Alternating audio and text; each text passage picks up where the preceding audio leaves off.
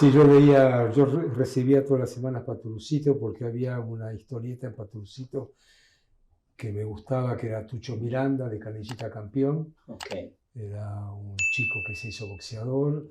Después leía Ben Bolt, que era la historia de otro boxeador, era otra historieta. Y leía de la colección Robin Hood, El Príncipe oh, Valiente. qué linda la colección Robin Hood, me acuerdo. Claro, sí. Justamente ayer recibí un libro de la colección Robin Hood que pedí a Mercado Libre. Ah, uno original, de aquella, Claro, claro, sí, amarillos, ¿no? amarillo, sí, Sí, sí, sí, de me acuerdo. tapadura.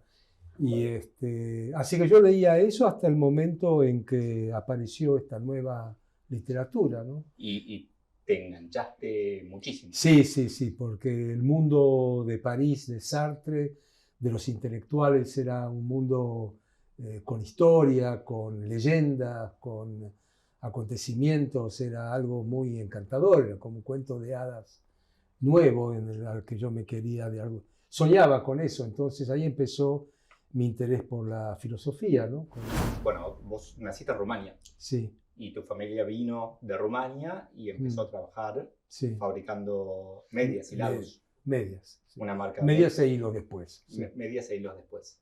De hecho, bueno, medias con una marca. Sí, con mi nombre, mi con- padre le puso mi nombre. ok, y ellos esperaban que trabajes con ellos en esa época. Bueno, mi padre, yo era chico, ¿viste? No, no me hablaba todo el tiempo, vos vas a hacer. No, nada, él era un hombre que estaba haciendo, él era un hombre joven, Ok, así que no estaba pensando necesariamente en la descendencia, estaba pensando en la ascendencia, ascender él, porque empezó muy abajo también. Entonces, pero me llevaba a la fábrica a veces de chico. Lo acompañaba o me presentaba a los empleados, ese tipo de cosas. Pero recién en la adolescencia empezó ese tema. Mi padre fue el que entre todos los mandatos que me daba, uno era leer, ok, de chico, ok. porque era importante leer. Era típico de familias judías eso de la lectura, porque en el judaísmo es lectura, ¿no? Entonces, leer. Y el primer libro que me regaló es uno de Peter Pan, sin ilustración. Ok. Y yo Como que tenía, no debe haber sé, dicho, acá está, no tiene dibujitos. no, 8 o 9 años, me acuerdo que el libro tenía tapa dura roja y lo tenía que leer y después le tenía que contar lo que había leído. Y era muy trabajoso para mí, porque a mí era renglón por renglón que tenía que leer. Tenía Totalmente. 8 años, Y no, tal vez con el no, diccionario al lado a veces, ¿no? no me acuerdo de eso, simplemente sabía que tenía que terminar el libro. Ok. Y mi modo de terminar el libro era que me quede cada vez menos páginas, así que empecé a arrancar páginas para que me quedara menos. Bueno, Y en un día le dije a mi viejo que termine el libro. ok. Había páginas, no era idiota, ¿viste? Sí, No, sí, no sí, creo no que... arrancaste Sí, todas. sí, Ibas de los dos lados, del principio sí. leyendo y del fondo arrancando. Ese era un mandato, digamos, que la lectura era importante, por eso tuve también un profesor de inglés particular, que ellos llamaron. Es decir, la cultura era importante, pero mi hija era un empresario, era un laburante. Mi madre leía, mi Sí. madre leía novelas en alemán, a las tardes ella se quedaba en casa, era ama de casa, y leía novelas en alemán, pero nadie me dijo que yo tenía que leer libros. Eso fue con el profesor de inglés. Pero en un momento dado, en la adolescencia, empezó el tema de qué hacer en el futuro cuando yo empecé a tomar distancia respecto de ellos, ¿no? Ok. Y de mi padre especialmente, que era el jefe del clan, donde yo empecé a decir, bueno, no. Cuando escucharon la palabra no, se armó un quilombo, porque no estaban acostumbrados a eso, ¿no? Porque el no tiene que ver con el deseo. Ok. Entonces yo empecé a desear por mí mismo. Y ahí empezó el tema, ¿no? Es decir, ¿qué voy a hacer? Y que de alguna manera ellos venían de una vida muy sacrificada, en donde tuvieron que, Sí, obligados, no obligados, pero por la situación, sin duda que tuvieron una vida dura, pero que nunca hicieron alarde de eso para nada. pero nunca habían podido expresar su deseo, tal vez. No, no, Ellos, sí, o sí. no tengo idea, yo tenía bastante problema con el mío, pero no... mi viejo tenía un deseo y era un hombre tremendamente fuerte, ¿no? Uno de ellos era irse de Rumania. Ese es un deseo. Claro. El otro era casarse con mi madre. Ese era otro deseo. O sea, algún deseo debe haber tenido. Sí. Y en la Argentina su deseo era salir de la situación de necesidad. No, tenían deseos. Mi madre no tanto, pobre. Okay. Mi madre no tanto porque se vio envuelta en una telaraña familiar que que no se sentía bien. Pero bueno, mi madre tenía un enorme deseo, pero tenía uno solo, que era mi padre. Ok. Entiendo. Y bueno, dejemos eso de lado. Quiero decir, cuando yo expresé el mío, ahí empezó a haber un enfrentamiento. ¿Qué era cuál tu deseo? Que quería estudiar filosofía. Ok, y el enfrentamiento era contra un plan. No, que yo tenía otras ideas. Yo tenía otras ideas, que era la idea de la juventud de mi época. Claro, vos Las eras... ideas de Sartre, las ideas del socialismo, la idea del marxismo, la idea que el capitalismo era explotar obreros. Es decir, que mi padre. Exacto, esa es la contradicción, ¿no? Claro, era él el que... Pero no era solamente tengo un deseo propio, sino que mi deseo es enemigo de tu acción. Bueno, sí, el tipo de sociedad con la que yo adscribía criticaba... A lo que hacía tu familia, Claro, a lo que te daba de comer. y claro, bueno, la comida yo no pensaba No, claro. así que no, ahí empezó a haber enfrentamientos entre mi deseo y el de él. Ahí empezó el tema de la fábrica.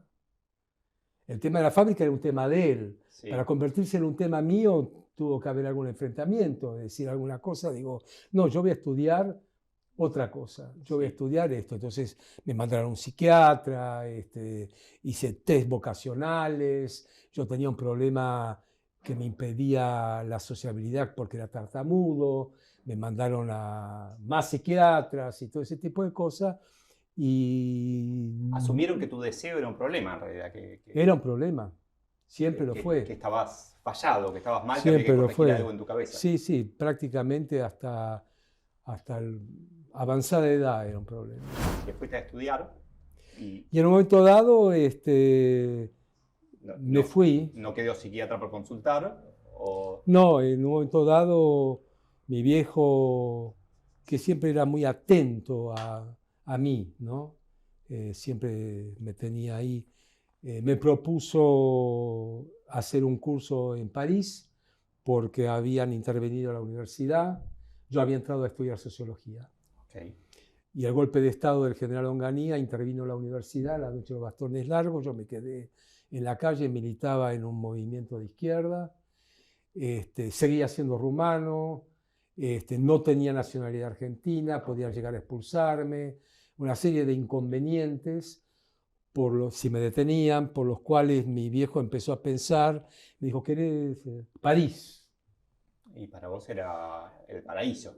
3 meses. Yo estaba totalmente metejoneado con una novia que amaba desesperadamente, pero acepté la invitación y me fui. 3 meses se convirtieron en 5 años. No volví. Y estudié en París, filosofía y sociología. Bien, ¿y volviste acá? Volví cuando tenía 25 años, sí. Me fui a los 19. Volví de Tokio porque hice un periplo después de estudiar en Francia muy largo. Volví en muy malas condiciones físicas, anímicas peor. Estaba con un diagnóstico de cáncer que finalmente por suerte no se cumplió. Y vine acá, era el año 72 y pico, en pleno quilombo argentino, en donde yo no tenía raíces ya aquí. Claro. No tenía nada. Mi novia me había separado de ella en Francia y no tenía un diploma de Sorbonne y de eso, pero no tenía nada. No conocía a nadie, no sabía qué hacer y no tenía medios de vida, no tenía nada. Y con mi padre me llevaba pésimamente mal. A pesar de eso, a pesar de ese enfrentamiento durísimos, estaba la fábrica. Y mi viejo no tenía otro heredero, porque mi hermano se había borrado. y yo tenía que trabajar, porque aparte yo quería tener mi propio espacio, además me había enamorado, quería tener una familia, que estaba criando una hija de la que había conocido como mi mujer, tenía ya responsabilidades de padre a los 25 años. Así que me fui a trabajar a Ciudadela en el año 72 y pico, casi 73. Y me quedé ahí hasta el 84. ¿Fuiste a trabajar como a la derecha de tu papá o Bueno, a la izquierda de mi a la papá. izquierda? Ok, bueno, sí. No, lo que pasa es que yo no tenía la idea de lo que era trabajar. Claro, era filósofo. Era, sí, había dado unas clases en Francia de filosofía, pero no tenía experiencia de trabajo y mucho menos en una empresa. Yo no sabía lo que era una factura y un remito, no tenía idea. Ok. Entonces, así que entré a aprender. Pero era una fábrica muy grande, tenía 1000 obreros, trabajaba 3 turnos, creo que hasta los domingos a la mañana había un turno. Estaba en plena expansión, era la más importante de Argentina, era la más grande de Sudamérica, era toda una cosa que había hecho Espectacular. mi viejo. Y tu viejo empezó de la nada, o sea... Tenía un taller, Ok. tenía un taller. Así que era una cosa grande, ¿no? Muy organizada, es poco decir. En todo, todo. Mi viejo era educación alemana, ¿viste? Era Ingeniero parecía. todo organizado. Tenía una libretita en la que estaban los cumpleaños de toda la administración. Sí. Y él sabía que en el cumpleaños tenía que hacer algún obsequio. Y siempre tenía la libretita. Controlaba todo, controlaba todo. Era algo muy... Así que yo entré a una fábrica totalmente organizada, sin saber absolutamente nada. Era su hijo, el hijo del jefe. Y aparte hacía 6 años que nadie lo veía, ¿no? Que sabían que existías, pero habías estado fuera del país. No es que ibas habitualmente a la fábrica ni No, nada a mí por no el me estilo. conocían. Caíste como paracaidista en la... A mí no me conocían. Yo entré con la misma ropa con la que venía de allá, vestido de mayo 68. Tenía, viste, mucho pelo y mucha... Una bandana, tal vez. Claro, eso mi viejo en ese momento me lo respetó. Mi apariencia. El pelo. Bien. El pelo respetó, pero yo tampoco era un idiota, no iba a provocar. Pero entonces ahí tenía que encontrar un lugar. Sí. Y tenía toda la libertad para empezar a encontrar un lugar. Yo era el hijo del patrón y no sabía nada. Entonces, como yo tenía estudios de tipo humanidades, tenía esta cosa, ¿viste? ¿En qué puedo ser útil? Entonces, yo recorría la empresa, ¿no? Entonces se me ocurrió hacer una especie de, en ese momento estaba medio en el candelero el tema, no existían los recursos humanos todavía. Era más lo que existía más era la psicología laboral y ese tipo de cosas en esa época. Y meterme por ese lado y tratar de hacer grupos de coordinación. Ok. Porque, por supuesto, que la empresa tenía secciones. Sí. Secciones de distinto tipo que tenían su propia conducción. Es decir, los encargados, los subencargados, era todo organizado en secciones y autoridades y jerarquías. Y yo me daba cuenta que eran guetos. Okay. Y que la gente se celaba, como pasa en todo. Se celaba y trataba de cuidar su territorio, que no le entren en su territorio. Y en todo caso, una fábrica totalmente vertical, ¿no? Como una monarquía, ir todos en la pirámide hacia la cúspide, tener relación directa, en lo posible directa con la cúspide. Como que había cortesanos que querían que claro, siempre ahí. Directa, que no se le interponga a nadie. Entonces era una situación piramidal. Y yo intenté de algún modo que eso cambiara el diagrama. Ok, romper un poco ese organigrama. Claro, y entonces hacer reuniones con los distintos jefes. Okay. Para que hubiera una especie de colaboración. Pero eras un revolucionario ahí adentro. No, era un idiota. Porque la verdad que todo el mundo miraba la hora. Claro, pero sí, que parecía un grupo de autoayuda. Para que ese pendejo venga a darle clase a gente que tenía experiencia. Uno era ingeniero, el otro era... Era una fábrica muy particular. Yo aprendí de todo en esa empresa, aprendí de todo. Aprendí el país. Mm. Era una empresa que quedaba en la zona oeste, en Ciudadela, y que tenía mucho personal esloveno, Ok. de gente que había venido después de la Segunda Guerra, ¿no? De Eslovenia, yugoslavos eran, en esa época se decía yugoslavos, y que ocupaban distintos tipos de jerarquía, porque como todo inmigrante de esas regiones, eran soldados. El criollo era distinto. El criollo era hábil, era vivo, te ataba con alambre. Pero más vago. Sí. Si era tu amigo, trabajaba los domingos gratis. Pero estos eran soldados. ¿Y había criollos en la Y sí, en la porque empresa? entre 1000 obreros no eran 1000 obreros. Y los podías diferenciar. Pero los puestos de jerarquía al mando Sí. eran extranjeros. Ok, era primero la disciplina. La disciplina es más importante. Disciplina. Okay. Disciplina. Mi viejo era disciplina. Como líder suena, por un lado, muy enfocado en la disciplina, muy enfocado en las reglas. Suena a micromanager, suena a alguien que conoce perfectamente todo lo que pasa en la empresa, en la fábrica. Sí. Que a veces es medio como meterete, no sé si meterete, pero que está encima mirando por el hombro de la gente y sabiendo todo lo que pasa. ¿Con vos era así también? ¿Te permitía hacer estos grupos? No, sí, él estaba orgulloso de mí.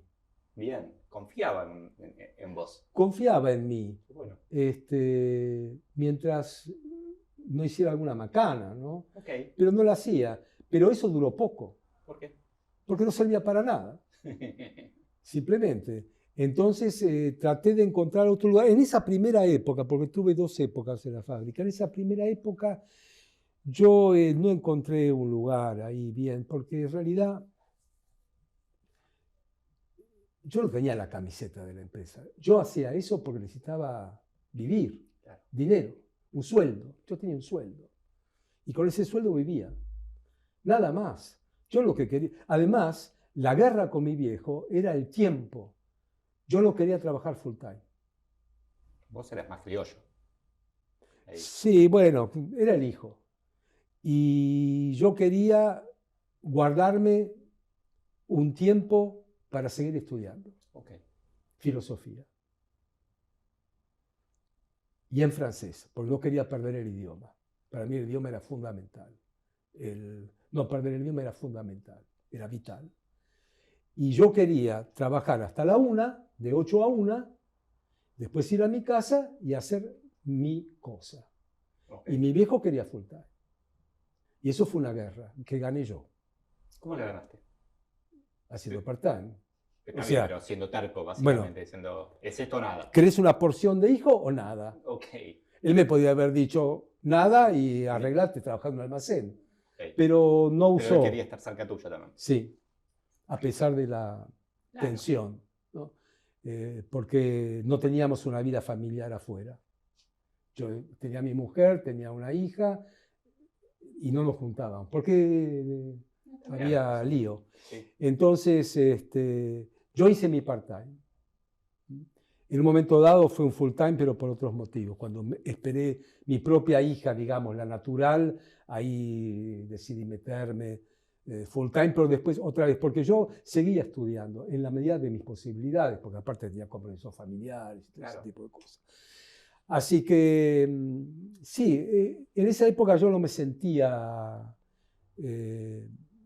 no tuve exactamente un lugar. En un momento dado fui a ventas. Bueno, yo estaba en todas partes. Fui a ventas, estaba con los corredores, después estaba en la fábrica, después era la dictadura. Era un país feo, ¿no? Es decir, yo no tenía ninguna relación en el universo cultural, ninguna. Es decir, yo no tenía... lo único que yo hacía era ir a librerías y hablar con los que vendían libros, con libreros. Ese era todo mi diálogo intelectual. Sí. Ninguno más. Y después yo tenía mis libros y estudiaba, qué sé yo. Pero En un momento dado, sí, yo no sabía cómo independizarme. La verdad es esa. Entonces empecé a trabajar, en un momento dado me fui de la fábrica, ahora que recuerdo, y empecé a trabajar en una agencia de publicidad, Okay.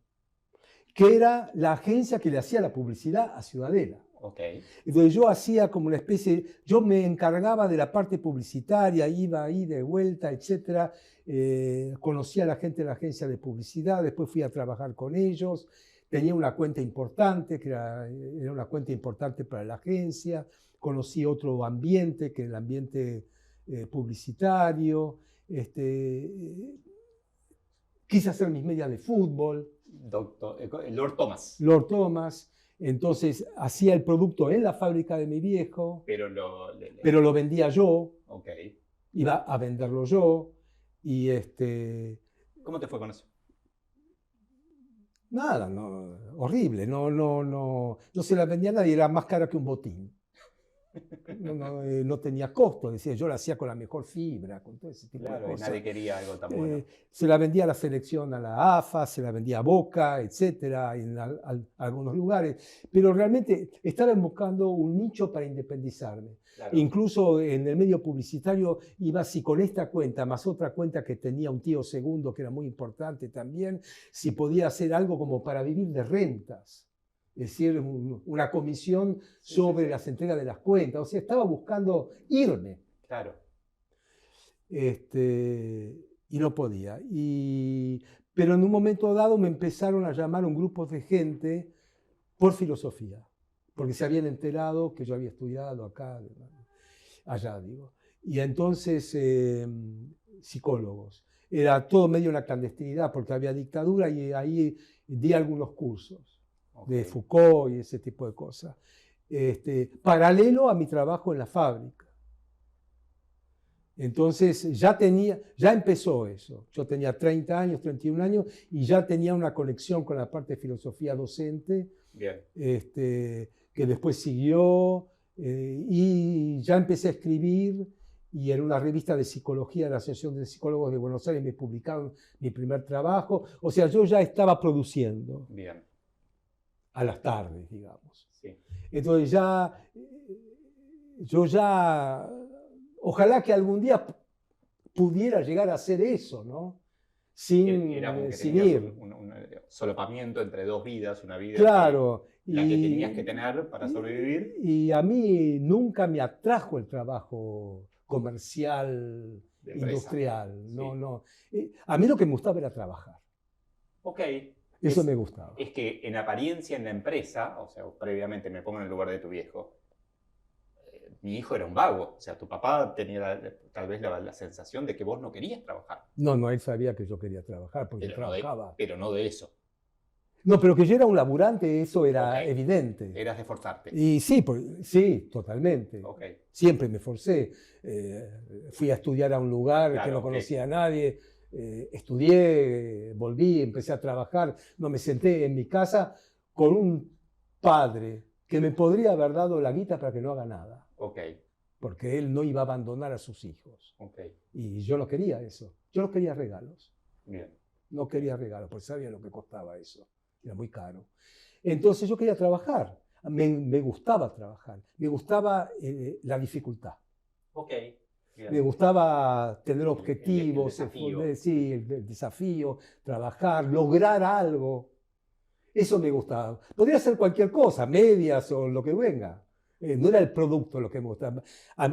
Mi viejo estaba enamorado del producto. Okay. Él agarraba la media y la tocaba, la olía, ¿viste? ¿No? Es que, a ver, yo usé las medias y todos mis compañeros usaban las medias, probablemente eso se manifestaba en el producto, ese amor para... No, él era un hombre enamorado de su empresa. Bien. Ese gran problema que tenía con mi madre, que estaba celosa. Que estaba de la empresa. Claro. Entonces, no tenía tiempo él para otra cosa que para pensar en eso, ¿no? Y le gustaba el producto y lo estudiaba y era un intelectual textil, digamos, ¿no? Era así. Entonces, pero yo no. A mí me gustaban los libros. Y ahí empezaste a encontrar, como, lo voy a poner en términos raros, ¿no? Pero como una especie de modelo de negocios atrás de los libros. dar clases, estudiar más, y después empezaste a escribir para publicar. No, yo siempre, más que negocios, la palabra es trabajo. Ok, Para mí era un trabajo. bien. Estudiar es un trabajo, la lectura es un trabajo, escribir es un trabajo, es algo de producción. Nunca lo pensé ni como ocio, ni como hobby, ni como algo de placer. Es decir, el placer se da por añadidura. Igual que mi viejo cuando agarraba una media le daba placer, pero, viste, estaba de las 6 de la mañana. No la agarraba, no la agarraba por placer, la agarraba por trabajo. Claro, después le daba el placer que significa toda dinámica, ¿no? Bien. Entonces, para mí siempre es decir, era mi trabajo era eso. Pero bueno, llegó el año 83, yendo ya para el 84, me propusieron una cátedra en la Universidad de El Salvador, fui, me fue muy bien, tenía mucho para decir, había 12 años que estaba encerrado. Y le llegó a mi viejo rumores, noticias, llamados de mi labor en la universidad, que lo hacía después de hora, ¿no? Sí. Y incluso empezaron a salir en el año 83 que se retiraban los militares, un diario llamado Tiempo Argentino, que era un diario donde me llamaron del suplemento cultural, donde yo escribía ahí, se comentó mucho lo que yo escribía, era algo distinto, era una voz distinta. Y le llegó también a mi viejo eso. Y empezó a él Pero yo quería trabajar en la fábrica, porque yo no quería, porque eso no me daba plata, ¿no? Ok. El Salvador no da plata. Sí. Yo quería seguir así, Sí. en el doble turno. Pero no estaba muy bien. Pero él empezó a entender que Sí. que había valor ahí, que había algo... O sea, que era en serio. Okay. Que no era simplemente, ¿cuándo va a largar eso? Que no sirve para No era un nada. capricho, no era... Sí. No, que era algo en serio. Entonces, cuando viene Alfonsín, y a fines del 83, la gente a la que yo había dado clase es nombrada en altos puestos académicos. Uno es decano de psicología, etc. Y cuando yo me entero, voy a verlos. Le digo, bueno, aquí estoy, quiero trabajar. En la facultad quiero trabajar. Y me dijo, sí, Tomás, qué sé yo, seminario de posgrado y todo ese tipo de cosas. Digo, no, a mí seminario de posgrado no me interesa para nada. Yo quiero introductoria de masas. Ok, ¿por qué eres? Porque había estado escondido durante 12 años, toda mi vida estaba oculto. Y Quería llegar a todos. Quería el escenario más grande del Colón. Eso quería. Quería mostrarme. Bien. Quería mostrarme. Quería mostrar además. Me lo dieron, pero yo seguía en la fábrica. Yo quería. Y mi viejo me dijo que me dedique a lo mío. Okay. Yo dije que no, que yo quería seguir. Me dijo, yo te voy a adelantar algo de tu herencia para que vos la administres y puedas sacar algo parecido al sueldo que tenés acá. Le dije que no, hasta que le dije que sí. Eso fue en marzo del 84. Y ahí me fui de la fábrica. Y empezó mi vida académica. Y eso duró hasta el año 8 años, donde hice de todo. Donde me hice conocer como profesor, donde publiqué ya algunos libros. Y en el año 92, mi viejo, que ya éramos amigos, me pidió si podía volver, porque se sentía no con la fuerza suficiente, había muchos problemas, ya había habido la hiperinflación alfonsina, ¿viste? Quilombo, y además estaba mi primo con mi tío, y él sentía que estaba aislado. Okay. Él, que era el jefe, porque era el jefe, estaba aislado y que no controlaba. Y para él... No, y para él, que era tan ávido del control, claro, era terrible eso. Entonces me pidió ir.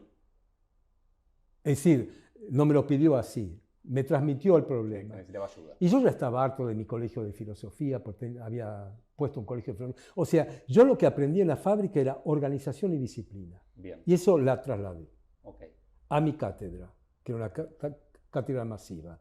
Los tenía cagando, pero cagando en el sentido de laburamos. Estudiábamos todo el tiempo, preparábamos cosas, era muy estricto y muy disciplinado, y al mismo tiempo, como era yo, muy festivo. Bien, qué lindo. Sí, era fiesta, fiesta, fiesta, pero fiesta como hacen los daneses y los nórdicos, a las 6 de la mañana está limpio. Entonces, yo había aprendido eso. Y bueno, volví a la... Pero me cansé de dar clases, me cansé de todo eso, nunca participé de la política universitaria, me cansé de toda esa rosca y demás, pero mantuve mis cátedras, etcétera, pero volví a la fábrica. Pero ya en otro nivel, Sí. otra cosa. Volví a ayudar a mi padre. Ok. Y ahora, ¿qué tipo de ayuda podía hacer yo? Yo negocios no sé hacer. Es decir, pero me instalé en la fábrica, no en la parte administrativa. Ok. Y a cargo mío estaba el personal. Bien. Había un jefe de personal, pero yo directamente con el personal. Pero también un poco de todo, recorrí el país en ventas. Yo iba a Neuquén, esto lo digo porque me saco chapo un poco por A eso, ver. que yo iba, por ejemplo, a Neuquén, daba una clase en la Universidad del Comahue y a la tarde visitaba clientes. Y cobraba. Matabas dos pájaros de un tiro, me encanta. Y cobraba. Ahora, volviste a la fábrica. ¿La viste con otros ojos a la fábrica en ese momento de lo que habías visto Y 8 años antes? vi de todo. Vi de todo. Porque era un momento malo para la industria argentina en ese momento. Mira, yo, y lo sigo pensando, ¿no? Porque estas cosas uno las sigue pensando siempre, lo que era el trabajo, ¿no? La gente. A mí lo que me mata es la gente. Es decir, era trabajo de mierda. ¿Por qué? Estate vos 8 horas contando medias, Ok. así. 8 horas y que el sueldo no te alcance para pagar al panadero. Ok. No, trabajo. Tengo que pelearte un poquito. El socialista que llevas dentro. ¿Qué decía? ¿Qué socialista? Vos tenés un pequeño socialista. No, un no, marxista escúchame. chiquito ahí Yo de adentro. socialista no tengo nada, simplemente me importa lo que le pasa al otro. No, totalmente, pero vos Pero eso eres no es socialismo. pero eras el dueño de la empresa. Claro, despedí 300 personas, ¿Por qué? porque no había venta. Ok. Ok. Así que yo de socialista no tengo nada. Pero me importa, No, claro. No. me importa, y además era horrible. Es decir, nosotros, en la medida en que se pinchaba todo y que no se vendía, porque hubo un cambio de paradigma total, Sí, sí. durante el menemismo cambió todo, y nosotros, y ahora hablo en plural, y nosotros seguíamos con la imagen de la empresa fordista, que integraba procesos. Claro. Todo el mundo Y tercerizaba acá tenías que y estar- nosotros estábamos más integrados, lo que nos faltaba era hacer los propios baños. ¿Viste? Claro, tenías que Teníamos estar- carpintería, teníamos todo. ¿Ah, sí? Todo. Totalmente todo, al revés que... todo. Sí. No hacer nada afuera. No hacer absolutamente nada afuera. Integrar todo porque aparentemente eso bajaba los costos. Es que en algún momento pasaba eso. Sí, Claro. pero nos pasamos de rosca, no Sí, nos dimos cuenta que había cambiado. Totalmente. Entonces, la media tenía un costo fijo, corriente, fijo, inelástico, enorme, Una locura. enorme. Nosotros teníamos un laboratorio de control de calidad, Sí. ¿viste? Con la directora, la subdirectora, etcétera, donde cada media pasaba, ¿viste? Parecía un hospital, Sí. donde se veía si el paciente media estaba entero. Nosotros teníamos secciones de segunda, de tercera, de desperfectos, encargada, subencargada, era un quilombo. Entonces tenía un costo fijo enorme. Así que en la medida en que se caía la venta y los costos subían, suspendíamos, despedíamos personal, La política de mi padre no era forzar la venta. Ok, Es decir, si vos el presupuesto de 4 pesos de publicidad lo subías a 1.000 pesos, él no creía en eso. ok, No. El mercado es el mercado. ok. El mercado no lo puede Pero- forzar. Y fue bajando el precio, porque entró competencia en ese momento de China sobre todo. Y él fue siendo más agresivo con los precios. Ahí. No, perder plata no se pierde plata. Claro, ok. No. Entonces cuidaba el producto, pero no se vendía. Cuidaba el capital. Ok, Cuidaba el capital. Es decir, subordinó la media al capital. Su media, la subordinó al capital. sí. Se achica, achicamos. ¿Habían invertido mucho en maquinaria, en automatización? Teníamos la mejor maquinaria de todas. Lo que pasa, sí, teníamos un buen parque. La empresa estaba totalmente al día en cuestiones de productividad. Ok, ok. Integrado todo, como te digo. Sí. Y ese no era el problema. El problema era que había cambiado la moda. Ok. La gente usaba medias de tenis. Y nosotros seguíamos con la colegial 3/4, que no la quería nadie. Y teníamos la mitad del stock.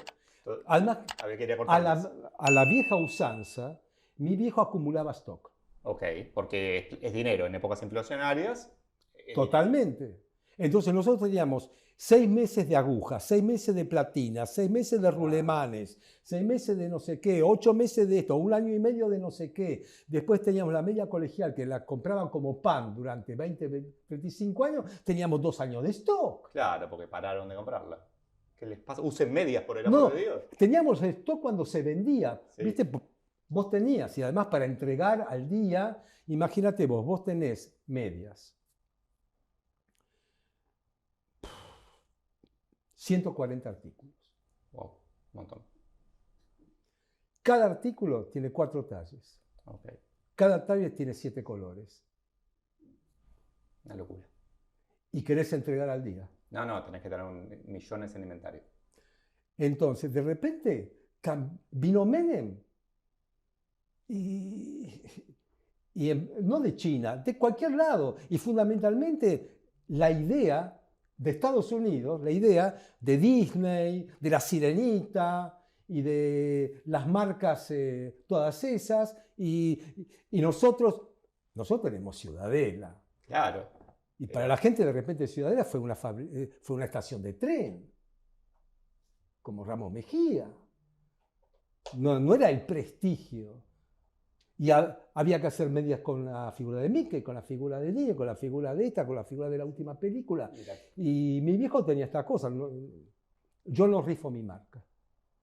Okay. Mi primo, que era más joven, con mentalidad empresarial, digamos, no como yo, dice, importemos.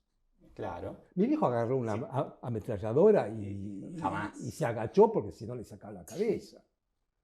Yo soy un industrial, decía. Yo produzco. Yo produzco. Ahora, me llama la atención, tal vez es absurdo, ¿no? Pero empezaste a leer Sartre por una moda. Sí. O sea, estaba de moda en aquel momento y te influyó esa moda. El negocio de tu familia en los 90 empezó a fallar por la moda también. Sí. ¿Cómo nos influye la moda, no? ¿Cómo los cambios, querramos o no, te forjan a vos en un camino, te dan curiosidad por un camino, pero también hacen que negocios desaparezcan? Qué importante que es lo que piensan los demás, ¿no? Que es la moda. Sí, de alguna manera uno puede llegar a exagerar un poco, pero la moda es todo. La moda es todo. La gente consume de acuerdo a la moda, es decir, a lo que aparece como novedad y empieza una especie de catarata y de avalancha de imitación, ¿no? de contagio, en la que, qué sé yo, por ejemplo, yo ahora, mis nietos, ayer estuve en la casa de uno de ellos. El resto en la casa de mi hija. Pero, deja vivir a tu hija en sí. La casa de tu nieto, qué buena Entonces, onda. está mi nieto, Rafa, ¿no? Que tiene 10, va a cumplir 11. Está con sus 2, ¿cómo se llama? Medio hermanos, que son del marido. de mi hija, una de 11 y la otra tiene 17. Los tres haciendo pulseritas. Pulseritas de Taylor Swift. Como tal vez está haciendo alguien Entonces, en Inglaterra pero pulseritas que incluso nos pidieron a nosotros, porque estuve con mi mujer, estuvimos de viaje, estábamos en Milán, no sé, que traete... pulseritas. Sí. Ella, mi esposa, fue a unas pulseritas que te digo, blancas, que valen 1 centavo, eso quieren que le traigamos. Entonces, y ahí me entero, están con las pulseritas, haciendo pulseritas, digo, ¿para qué las? Son pulseritas de la amistad. ¿Nunca oíste hablar? Digo, no. Son pulseritas de la amistad. Y en cada pulserita, porque hay algunas, las cuentas chiquititas, tienen una letra. Okay. Entonces, vos con las letras pones una canción de Taylor Swift. Okay. Y la otra persona tiene otra canción de Taylor Swift. Y podés intercambiar canciones de Taylor Swift entre el gran mundo de la amistad de Taylor Swift que viene ahora en noviembre. Entonces digo... ¿Hay una mente maquiavélica detrás de todo eso? No. ¿Qué Maquiavélico es otra cosa. No, eso es la moda. Eso es la industria. Eso es el capitalismo, es la sociedad de consumo, no sé cómo se llama. No, eso es así. Es algo muy... que muchos hacen mucha plata con eso. Sí, va bien. Pero yo lo veo hasta un poco ingenuo. ¿No? Es decir, algo inocente, es un juego, porque eso dura un poco y después viene otra cosa. Claro, siempre hay alguna, no, nunca no hay una moda. Siempre hay otra cosa. Y no creo que eso le arruine la vida a mi nieto, no creo que eso lo haga pelotudo, no creo nada. Es un juego, como yo tengo el mío. Yo tendré el mío. No lo veo como algo malo. De modas, ¿probaste ya ChatGPT? ¿Inteligencia artificial? Sí, para conversar. No. Bueno, es súper potente, Sí. probablemente sabe un montón de cosas de vos y de tus libros. Eso me parece medio maquiavélico. Claro, totalmente. Sí. Y recién empieza. O sea, esto, entre comillas, solo puede empeorar. Sí. Pero me deja pensando en esto de, volviendo al tema del trabajo repetitivo, ¿no? Esto de contar, me decías, anda a contar medias. ¿Cuál es el futuro de ese trabajo? A ver, tu viejo era un industrial, pero de raza, era como un libro, o sea, como podría haber sido tapa de un libro de industriales argentinos. Sí. Que tenía 1000 personas en algún momento, haciendo casi todos trabajo repetitivo, era parte de un Fordismo absoluto, con el cronómetro, Taylorismo. ¿Qué está pasando con esos trabajos? ¿Qué va a pasar en el futuro? Me pregunto. Porque vos haces un trabajo, tu trabajo hoy es 100% humano. Sí. Vos, a ver, lo digo a lo bruto, lees, estudiás, pensás, escribís, compartís, escuchás a quien te lee y vuelves a leer, ¿no? Que me parece lo más humano que hay. Ahora, el trabajo en una fábrica es un trabajo que está tendiendo a desaparecer, parece. Bueno, en una fábrica, puede ser en oficinas también, ¿no? Claro. En el mundo salarial. Sí, puede ser definirlo como salarial. Yo lo veo como repetitivo, en el sentido de esto de atender el teléfono en un banco y decir, hola, sí, ¿en qué te puedo ayudar? Que siempre decir lo mismo. Que ese tipo de cosas están desapareciendo y es lo que era hace 50 años el trabajo duro, ¿no? Bueno, a mí también me enseñaron, ganarás el pan con el sudor de tu frente. ¿Qué te imaginas que pasa para adelante con el trabajo en general? Mira, es una inquietud que ya tiene bastante tiempo, esto de que va a haber una enorme población fuera del circuito salarial. Okay. Y por eso se habla del tercer sector y todo ese tipo de cosas. Yo por ahora me parece bastante sagaz el pensamiento, la idea y el estudio que hizo Robert Reich, que era ministro de Trabajo de Clinton, en donde en uno de sus libros habla de una sociedad que podría parecer de castas. Ok. ahora que la palabra está de moda. Es decir, que con poca movilidad y vos estás en tal estamento o en tal estamento, que son según el 3. El de arriba él lo llama de analistas simbólicos, Ok. en donde hay una cantidad muy grande de gente que maneja el algoritmo, de estrategias, de cosas que tienen que ver con la alta tecnología, incluso con la arquitectura inteligente, un montón de cosas que manejan el conocimiento en estas sociedades de conocimiento. Bien. Esa es una. La otra es la que vos decís, que se llama servicios rutinarios de producción, Ok. que son tareas repetitivas, tareas burocráticas, ¿no? En donde hasta podés llegar a tener también niveles del sistema educativo también, trabajos rutinarios de producción, ¿no? Ese es un segundo nivel, analista simbólico, rutinario de producción.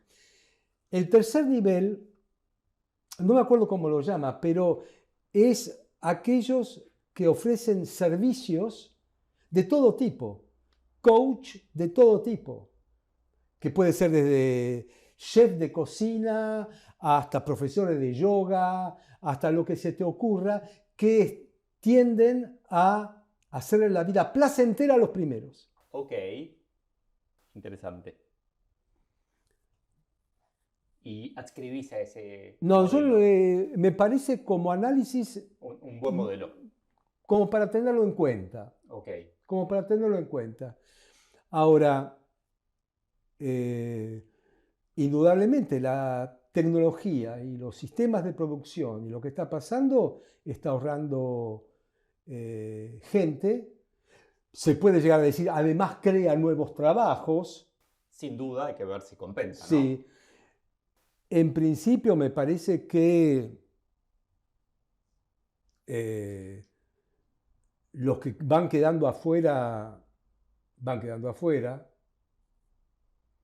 Bueno, nosotros tenemos acá, es decir, uno habla del mundo. El mundo está compuesto por distintos, es un mosaico. Uno de los mosaicos es Argentina. Acá nosotros tenemos gente fuera del sistema salarial. Sí, sí, más que dentro. No sé Casi. si no la mayoría. Sí, sí, sí. O sea, hay un sistema salarial informal, pero nosotros pensar que los 2 millones o no sé, 3 millones de personas, millones, que de planes sociales, el día de mañana vamos a tener una revolución productiva, se va a integrar al sistema salarial porque hay un crecimiento económico. Ese crecimiento económico va a ser un crecimiento económico de alta productividad, o sea, con poca mano de obra.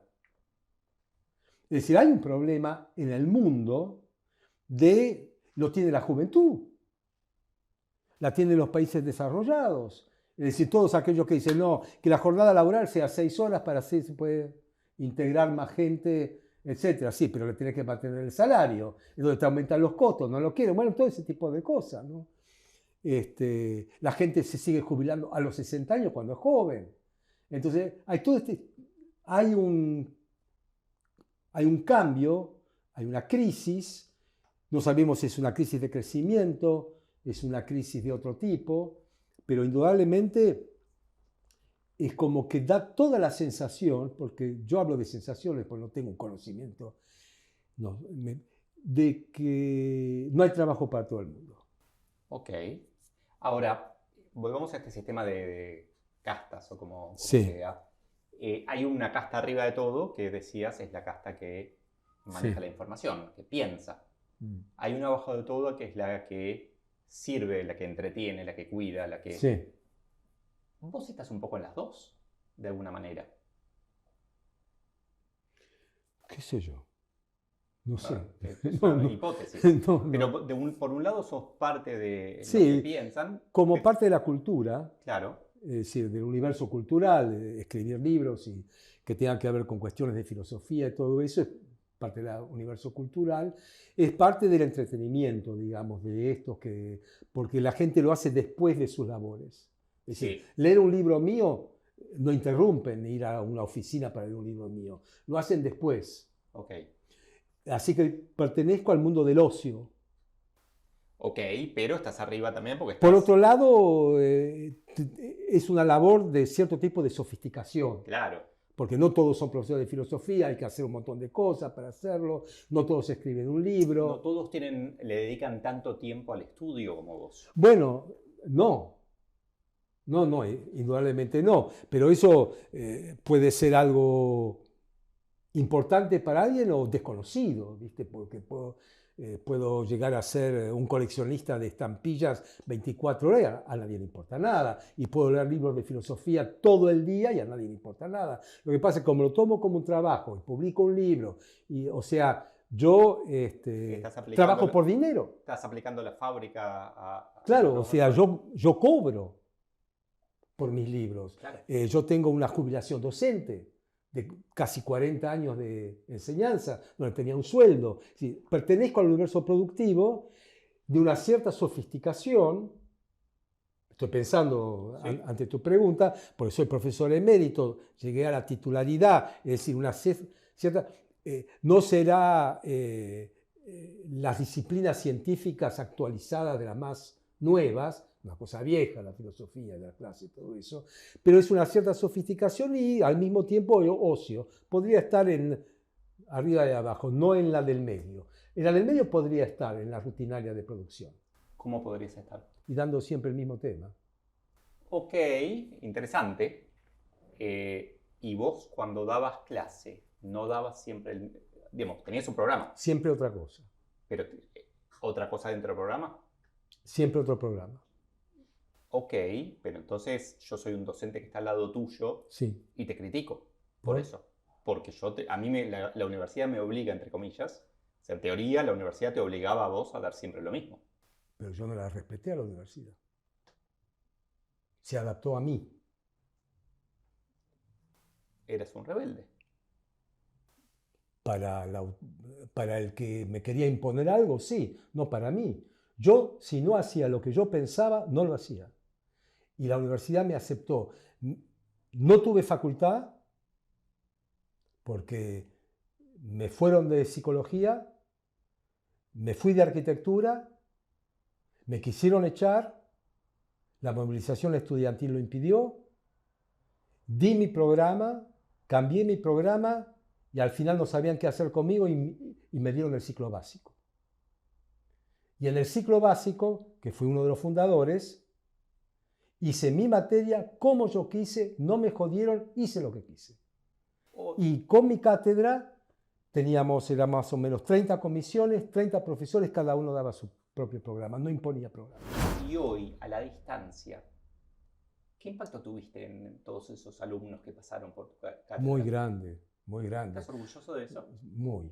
Yo me encuentro con viejos, pero más jóvenes que yo, sí, que me abrazan en la calle. Alumnos míos, les digo, escuchame una cosa, sos un viejo.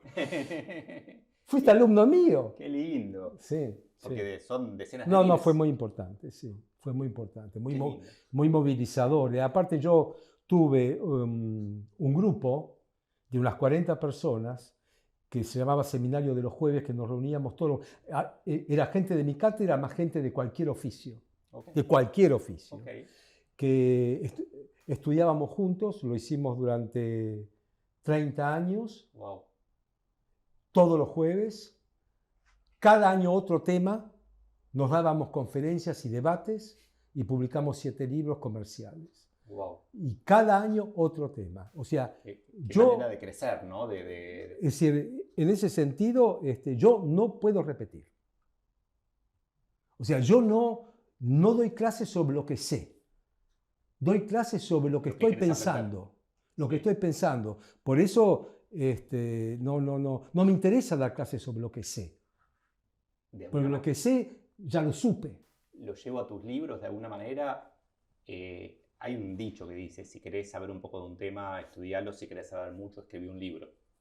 Que de alguna manera el libro es la culminación de un proceso egoísta, ¿no? De aprendizaje tuyo, no egoísta, pero de cultivación tuya, de aprendizaje interno. Bueno, escribir un libro es algo muy complicado, pero siempre de alguna manera no es que uno está escribiendo un libro necesariamente, uno está escribiendo y no sabe qué va a hacer con eso, y no sabe qué va a salir de eso, pero de alguna manera el prójimo está presente, porque uno no escribe un libro como una carta sin destinatario.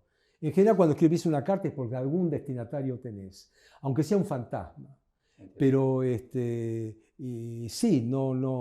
siempre lo viví como un trabajo, siempre lo viví con fines de productividad y además la ignorancia es un motor, no es que tenés que llenar todos los casilleros. Es decir, no, porque el pensamiento te exige no saber. Pensar te exige no saber. Porque si vos ya sabés, ya no pensás en nada. ¿No? Ya terminaste. Ya está. Es decir, si vos repetís algo, la rutina es lo que te permite descansar y no pensar. Es decir, yo no necesito pensar en lo que hago todos los días, porque lo hago. ¿Cuándo pienso? Cuando me interrumpen la rutina. Cuando hay algo que me saca de mi eje. Cuando voy a tomar un colectivo, como lo tomo todos los días, y hay un paro. Entonces tengo que pensar, ¿qué hago? Claro. O sea, te tomo un ejemplo muy... Sí, diario. Es decir, pienso cuando hay una dificultad y cuando me ponen alguna traba y cuando hay algún obstáculo. Entonces, cuando uno da clases, cuando uno es profesor, ¿qué es lo que hace, según mi punto de vista? Se crea obstáculos. Porque no es que te los regalan. Uno va buscando obstáculos para poder pensar.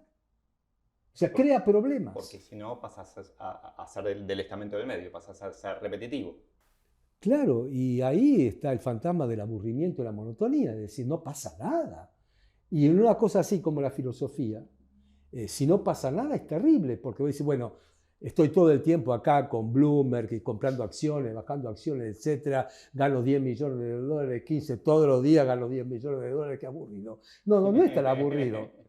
Pero si aparte no hay ese estímulo económico, ¿no? de crecimiento en tu patrimonio y demás, no hay, lo que te tiene que movilizar es el acto mismo de hacer. Me encanta. Última pregunta. Sí. Viajamos en el tiempo, nos encontramos a Tomás de 17 años, sí.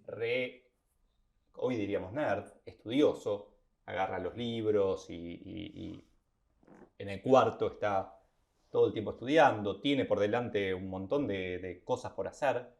¿Qué consejo le darías a ese Tomás? ¿Qué te gustaría decirle? ¿A quién? Al Tomás Abraham de 17, 18 años, antes de, justo en el cambio del secundario a ser adulto. A mí mismo cuando era adolescente y demás. Sí. No, la verdad que no le daría consejo, me gustaría cuidarlo un poco. ¿Cuidarlo cómo?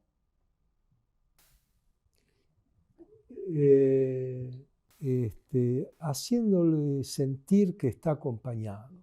Bien. ¿No? Me faltó un poquito eso. Es decir, en el sentido que yo tenía una situación un poquito complicada y me podía haber ayudado eso.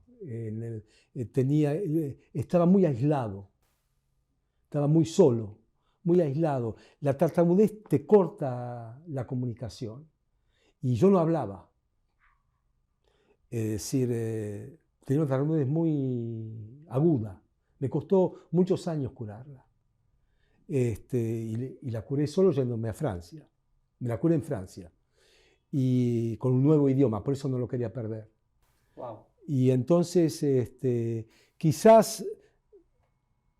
Más compañía, más... Claro, de parte de mi madre, quizás un poquito de acompañamiento. Estaba muy encerrado, sin hablar y con un mundo propio. Eso es muy importante porque claro es todo un mundo que vos tenés de pensamiento porque no hablás. Y mirás hablar a la gente, es algo muy... Escuchás todo. No, pero mirás hablar, eso es... escuchás, pero aparte mirás hablar cómo la gente le salen las palabras sin que se corten todo el tiempo. ¿Te hacía sentir envidia eso también? No, era mucho más fuerte que la envidia. Era una cosa como de salvación, si algún día yo podría llegar. Poder estar hablando así tan suelto cada vez que lo Yo lo haces, disfruto mucho. eso te voy a decir, es como la cima del Imagínate Everest. vos dando clase. Claro. Es como, yo O sea, nunca hubiera soñado hacer eso. yo paladeo las palabras. Y el que no fue tartamudo no entiende eso seguramente. No, no, eso no lo Espectacular. entiende. No, Me eso encanta. no lo entiende. Eso no lo entiende, salvo el que es tartamudo, eso no lo entiende porque es algo que para todo el resto es como respirar. Hablar es como respirar. Para mí hablar es haberle ganado a la P que no podía pronunciar, a la K que no podía pronunciar, a la J y a la T que no podía pronunciar. Y ahora las pronuncio. Y las decís con tanta intención ahora. Sí, Se te nota sí, ahí sí. educado. Yo tengo un énfasis de extratartamudo. Me encanta. Tomás, bueno, espero que te hayas sentido bien. Súper Bueno, espero que... interesante la charla. Choque ahí, como hacemos ahora. Muchas gracias. Gracias a vos.